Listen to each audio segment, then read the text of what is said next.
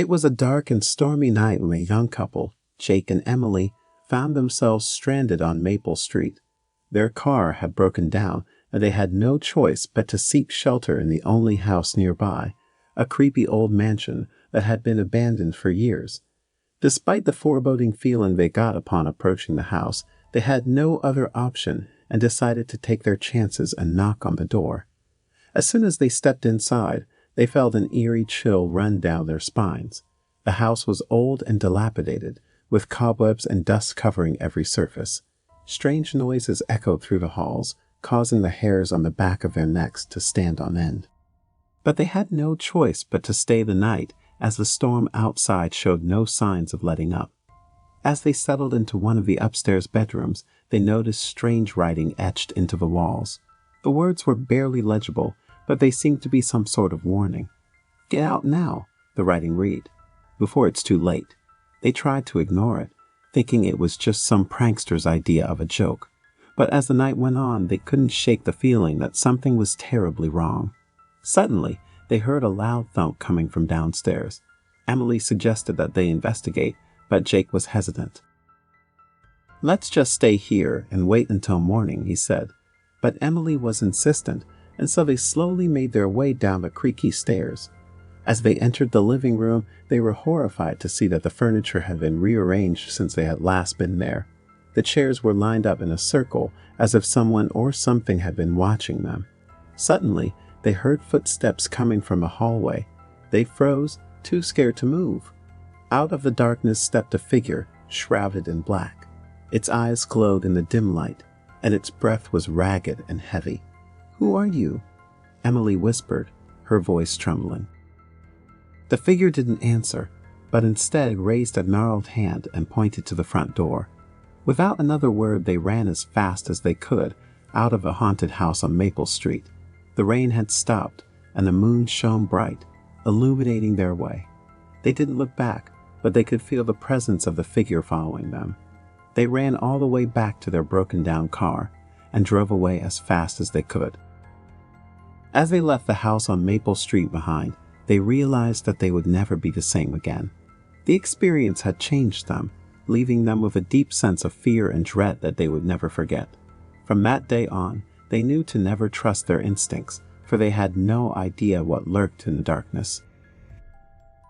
Once upon a time, there was a small town in the middle of nowhere, surrounded by a dense forest that nobody dared to venture into.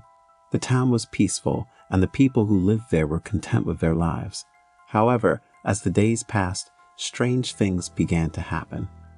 One night, a young couple was driving home from a late-night movie when their car suddenly stalled in the middle of the road. They tried to restart the engine, but it wouldn't budge. As they sat there, confused and frightened, they noticed a strange figure emerging from the woods. It was a tall, thin man with long, spindly fingers and a face that was twisted into a grotesque grin. The couple screamed in terror as the figure approached them. The man's fingers seemed to elongate and stretch out like tentacles as he reached out to touch them. The couple tried to run, but they were trapped in the car. The man suddenly disappeared into the woods, leaving the couple shaken and confused. They managed to restart their car and drive home, but they couldn't shake the feeling that something was watching them. Over the next few weeks, more strange things began to happen in the town. People reported seeing shadowy figures lurking in the woods at night, and strange noises could be heard coming from the forest. Some people claimed that they had seen the same tall, thin man that had terrorized the young couple. The townspeople tried to ignore the strange occurrences, hoping that they would go away on their own. But one night, a group of teenagers decided to investigate the forest. Armed with flashlights and bravery, they ventured into the dark woods.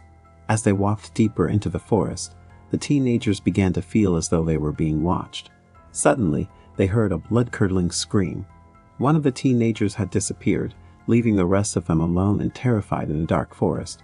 The teenagers tried to find their friend, but they couldn't locate him.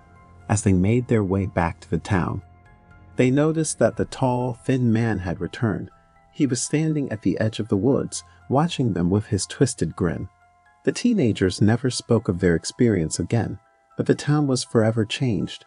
People avoided the woods at all costs. and the strange occurrences continued to happen. The tall, thin man was never seen again, but his presence lingered in the town like a dark cloud. The town became known as the Haunted Town, and people would often tell the story of the tall, thin man who haunted the woods. To this day, nobody knows what happened to the young couple, the missing teenager, or the strange figure that terrorized the town. But one thing is certain, the haunted town will always be remembered as a place of fear and mystery. Once upon a time, there was a small town in the middle of nowhere. The people who lived there were friendly and welcoming, but there was always a feeling of something dark lurking just beneath the surface. One day, a group of friends decided to explore the old abandoned house on the edge of town. They had heard stories of strange noises and sightings coming from the house, but they were determined to see for themselves. As they entered the house, they felt an eerie presence, as if they were not alone. Suddenly, the door slammed shut behind them, trapping them inside. They tried to open the door, but it wouldn't budge. The windows were all boarded up, and they were trapped inside with no way out. As the sun began to set, they heard footsteps coming from upstairs. They tried to call out, but their voices were drowned out by the sound of something moving around above them. Suddenly, the floorboards creaked, and a figure appeared at the top of the stairs. It was a woman, dressed in a tattered gown, with long flowing hair that covered her face. The friends were paralyzed with fear as the woman slowly made her way down the stairs, her eyes fixed on them. As she got closer, they could see that her skin was pale and translucent, as if she was not really alive. She spoke in a whispery voice, telling them of the terrible things that had happened in the house years ago.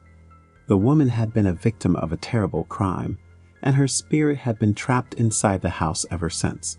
The friends tried to run, but they were trapped. The woman's ghostly hands reached out and grabbed them, pulling them closer to her. She whispered that they would never leave the house alive. As the night wore on, the friends felt their strength fading. The woman's voice grew louder, and her grip grew tighter. They knew that they were trapped, with no hope of escape. The next morning, when the townspeople discovered the abandoned house, they found no trace of the friends. Some say they were never seen again, and that their spirits still haunt the old house to this day. And that, my friend, is why you should never go exploring abandoned houses in the middle of nowhere.